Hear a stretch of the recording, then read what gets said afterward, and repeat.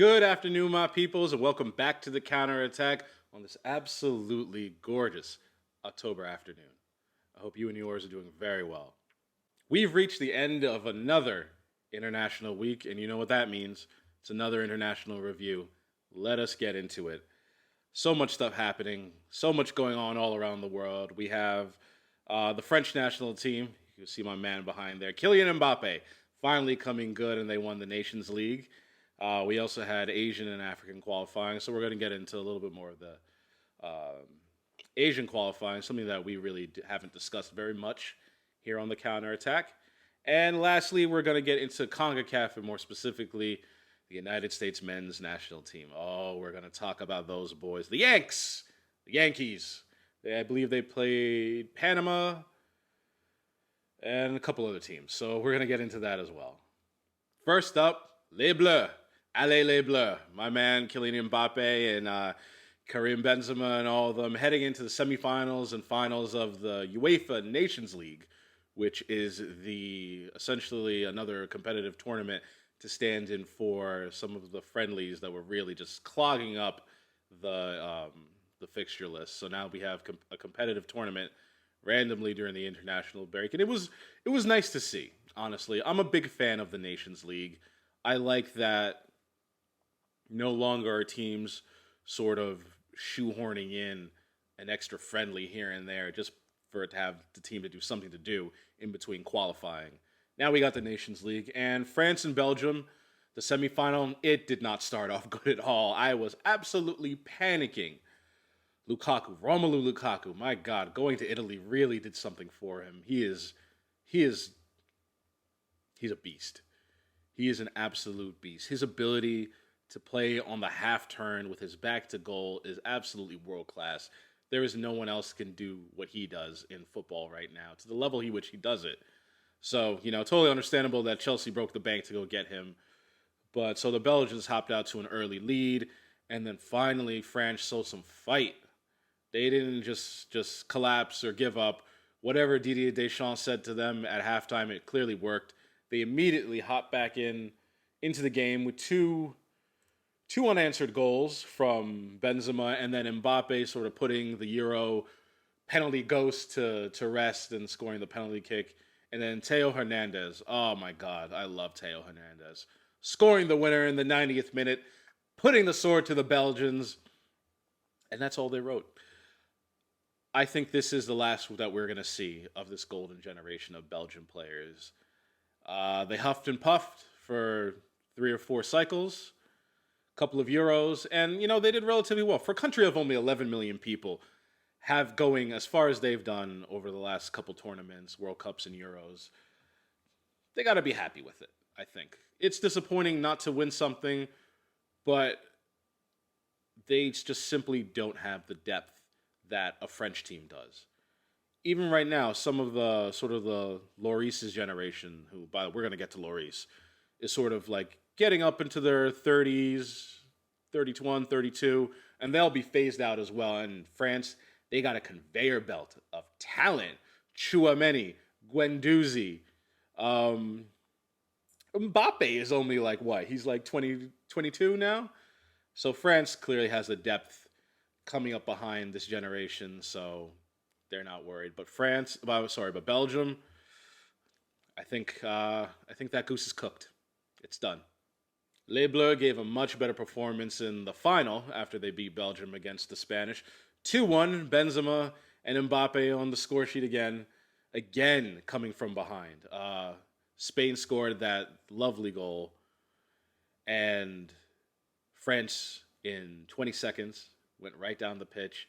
Karim Benzema turns onto his right foot, curls it into the corner. Unai Simon can't do anything about it. Beautiful. I love to see it. And then, of course, you have Mbappe getting the winner. And that's all she wrote. France are the second winners of the UEFA Nations League tournament. And that's another final, another victory for Didier Deschamps under his belt. He really, really just has, a golden touch in the way that so many other French coaches just really didn't have it. There was a lot of talk in French newspapers in L'Equipe about pressure mounting on his head. he can't get them performing. How could they be doing so badly? This great generation of French players. And now he's just won another trophy, which apparently is a major trophy because we're considering Cristiano Ronaldo's Nations League victory as, a signal that he's won more international trophies than Messi. So clearly this counts. Great. I am so thrilled for this French team. I was all smiles after they won. Superb. Moving on to Asian qualifying.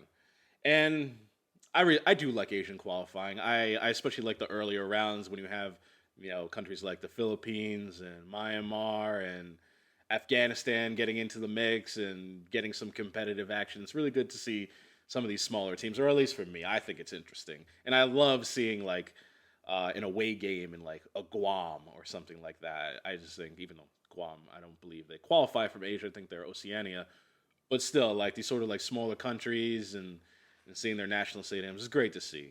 I love the entire world playing football or soccer. But Asian qualifying, so Group A. So far, Iran's in first place, followed up by South Korea and then Lebanon. I am a bit surprised that Iraq has not won a game yet out of 4. And Lebanon is sitting high and mighty, alone by themselves in third place. Great for Lebanon. They really have not done much in qualifying for so long. So it would be great to see them go through. Iran and South Korea, I expect them to be making up the top of this group. And in general, I think Iran and South Korea are the ones that are going to go through from this. I mean, Iran sitting on 10 points, South Korea on 8, and then Lebanon on 5, and the rest sort of making up the numbers. I think in this group, the most disappointed team out of all of them has to be the UAE. They, I think, were really looking forward to qualifying for the first tournament in the Middle East, second in Asia. And they were, a couple years ago, pretty good. So for them to be sitting in 4th in their qualifying group with no wins and only have 3 points from the draws is quite disappointing for them. Then you have here the Group B, which I think is the most intriguing group here in Asian qualifying, and the team that is tearing it up, Saudi Arabia. Usually when Saudi Arabia go to a World Cup, they're just kind of there to make up the numbers. I think one year they got beat 8-0. I think it was in the 2000. The other World Cup that was in Asia, I think they got beat 8 or 9-0 by Germany. That is not going to happen this year. Saudi Arabia, 4 wins out of 4, all 12 points, 8 goals for, 3 goals against. And I've watched some of their games, thank God it finally comes on here in the United States. And I've been very impressed by them. Really, really impressed by the way they play. They play so aggressively. And they're in this group, which includes Japan and Australia. You would think that Saudi Arabia, would not be the pace setters here, but clearly they are. I am so impressed by them. And I really shouldn't have been, because I found out who their coach is. And it's Hervé Renard, who, for anyone that remembers, won the African Cup of Nations with Zambia in 2012. A really super unfancied side. Went up against Didier Drogba, Solomon Kalou, the Ivory Coast team in the final, and beat them. And it was such a huge deal. And I think he also won the African Cup of Nations about 6 years later with Ivory Coast. So this is a guy who has experience winning, tournaments with sort of unfancied side and fancy side. So I think that was a really good hire by the Saudi FA. And it is working absolute wonders for them. 4 out of 4. I hope it continues for them, because the way they're playing, exciting attacking football, I want to see that in the World Cup. And ostensibly, it's somewhat of a home World Cup, being that it's going to be in Qatar. So it's going to be really great to see them and their fans there. Rounding out Group B, of course, you have the Australians, who are up there. They're in second place. Third place, another surprise there, Oman. Watching them play also, another, quick team that is really impressing me in qualifying. They're sitting there in second place, only 3 points behind Australia. So they are in it.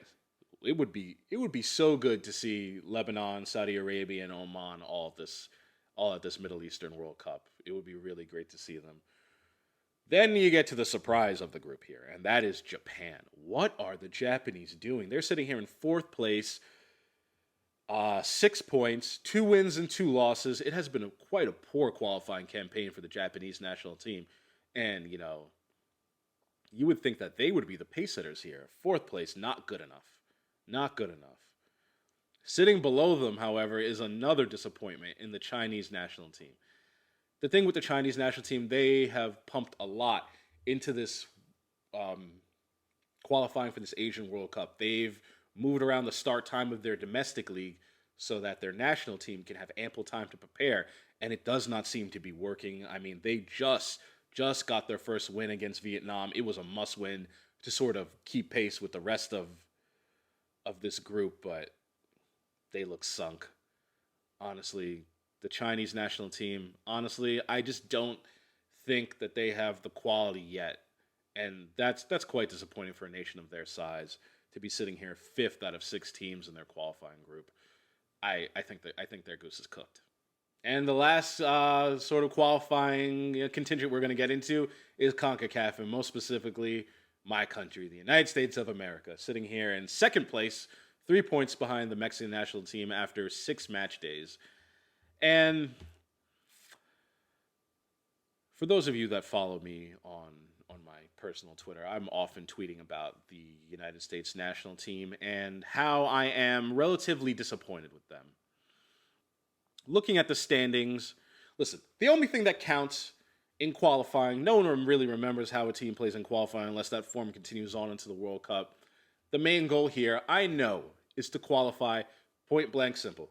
No matter if you sneak in on the last day or, if you finish top of your qualifying group. But I'm going to be honest with you, my people, and I always tell you the truth. This American team in the middle of the park is incompetent. I'll say it again. This American national team, led by Greg Berhalter, in the midfield is incompetent. And that is very disappointing to say, less than 5 years out from a World Cup that we're going to host. Because, you look at these players, Weston McKennie, Yusuf Munsa, Christian Pulisic, even though he was injured for this group of games. You really think that we have a midfield here that can dominate, or at least dominate inside of CONCACAF. And I've watched every single U.S. men's national qualifying game this cycle, and out of 6 games, so that's 12 halves, I've been impressed and or satisfied 2 or 3 times. That is not good enough at all. In my view, CONCACAF is the fifth out of 6 of the confederations. It is weaker than the Asian Confederation, Europe, South America. So, what's going on here? I think the American national team should be doing a lot better here. Second place, and you've played. I think the standings are a bit misleading because there's second place here on 11 games. They've won 3, drawn 2, and only lost 1. That one loss was the worst I've ever seen this team play, and that's saying something because I watched the game against Trinidad when they fell out of the World Cup, and this was really bad. And I get it. They sort of rotated to keep some of the players fresh because there were 3 matches, but geez, Panama dominated the American team. It was embarrassing to see. And while the standings may look good, this is worrying because the United States is not always going to be going up against a depleted Jamaican team without their European-based players, or a Panamanian team, or, a Canadian team on the road. This is relatively the easy part. What happens when they go to the World Cup? The goal cannot be only to just qualify for the World Cup. It cannot be that. Because it's not like you're qualifying out of UEFA. Or even, the jungle that is South American qualifying. You're qualifying from CONCACAF, and it is pretty forgiving. The top 3 teams automatically get to go, and the American team should be comfortably the top 3. Come on. It's when they go to the World Cup and they come up against a team that is quite good in the middle of the park, not only in their physicality, but also in their ability to break the lines, progress the ball, and get the ball into their center forward. Something that the American team struggles so much with. Pepe and the center forwards almost have no service if Christian Pulisic isn't playing. And that is a worry. And that part of their game will be exposed against the better teams. And that's what I worry about. Not only at the World Cup that's coming up in Qatar, but at the World Cup that, the United States, Canada, and Mexico are hosting. That has to be the target. I get that that's the main target here for this sort of generation of American players, but right now, I don't see them doing anything at that World Cup either. Thank you for sticking with me, my people. Again, I appreciate everyone subscribing, liking the videos, even everyone that disliked the videos, especially the last one. I know I sort of went in a little bit on Newcastle United and their reputation laundering. I know some people didn't like that, but still, I appreciate all the videos, the likes, dislikes, the love, the hate. I want it all. I want all the smoke. Please, everyone, slap that like button and subscribe, and I will see you next time. Take care, everyone.